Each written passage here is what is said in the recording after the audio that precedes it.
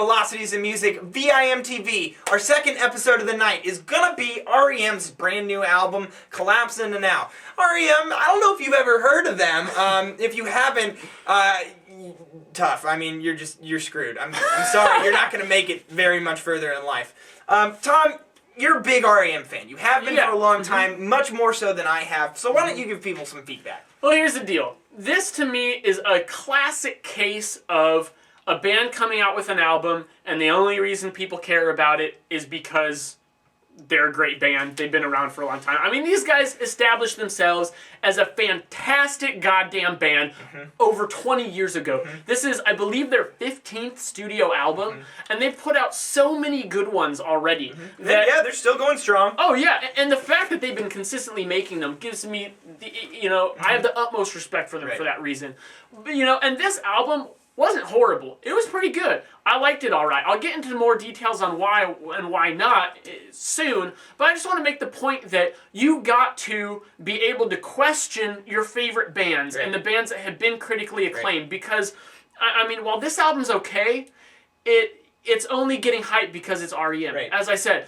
And the way that you can prove that is think about the music on here. Try to think about it as objectively as you can and say to yourself, if this was a band's debut album, if they hadn't come out with 14 studio albums prior to this, would anyone be paying attention to this? And I have to say, I think the answer is a resounding no. Absolutely. I do not think anyone would be giving a crap about this if it wasn't for all the wonderful work they've done in the past. So that being said, if you haven't listened to R.E.M. much, then I would listen to albums like Document and Reckoning and Automatic for the People before I check this out. If you already have listened to a lot of that stuff and you're wondering whether you should listen to this or not, yeah, go ahead and listen to it.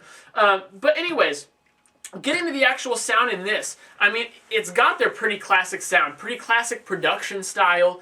They're keeping it real, as they say, for sure. One thing that's really noticeable here is that this album is dominated by slow tracks, by kind of ballads. Yeah, it's a little more than half of the tracks. Yeah, exactly, which they've always been good at slow tracks. I mean, look at tracks like Everybody Hurts, Half a World Away. Some of their highlight tracks have been slow songs. For me, the ratio's a little off here because I actually tended to like the more rockin' tracks.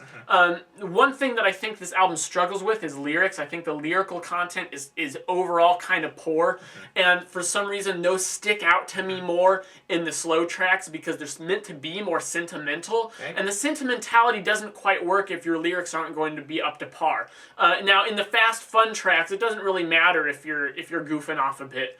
I mean, look at It's the End of the World and We Know It. Look at those lyrics. If those had been in a slow ballad, it wouldn't have worked. So here, that's there's kind of an offset with that.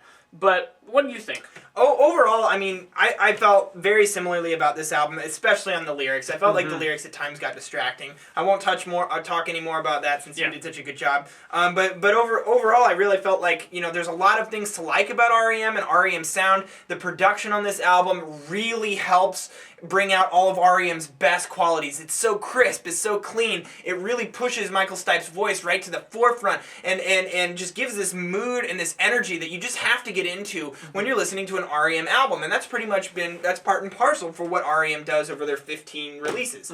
Now, personally, I did not really get into this album because of one major factor that bugs the hell out of me when I listen to an album and this happens, and that's track displacement. When you have tracks that are significantly better than other tracks, and I have to hit skip, you're causing me to do physical labor to listen to an album. And to tell you the truth, when I'm listening to this, I would like this album if I'm only listening to the tracks that I liked. It's funny how that works. But if I'm listening to the whole entirety of Collapse Into Now, I'm skipping tracks, and I don't like that. Whenever that happens, I take off a lot of points when I score an album just because I feel like it's unnecessary. Why put those songs on an album? Why put weaker tracks on an album if you don't need them there? And this thing isn't overly long. I mean, I never felt like this really took a long time to listen to. A lot of the tracks are pretty short. Right, and the problem is that there are some really good tracks. I love the opening track. I like Uberlin, or however you say it. And you've picked some good tracks here here too, Tom. And it's just a matter of it's just not there. The other thing that really bothered me about this album is it just didn't feel like R.E.M. really just put a lot of effort into it.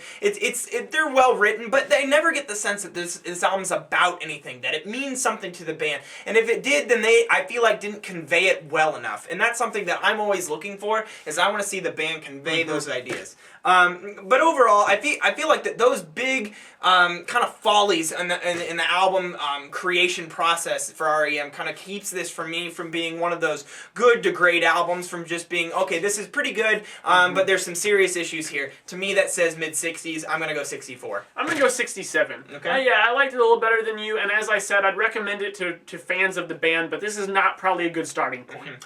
What did you guys think about Collapse Into Now? Is this something that really lit you guys up? Are you an R.E.M. fan? Have you been following all of their albums?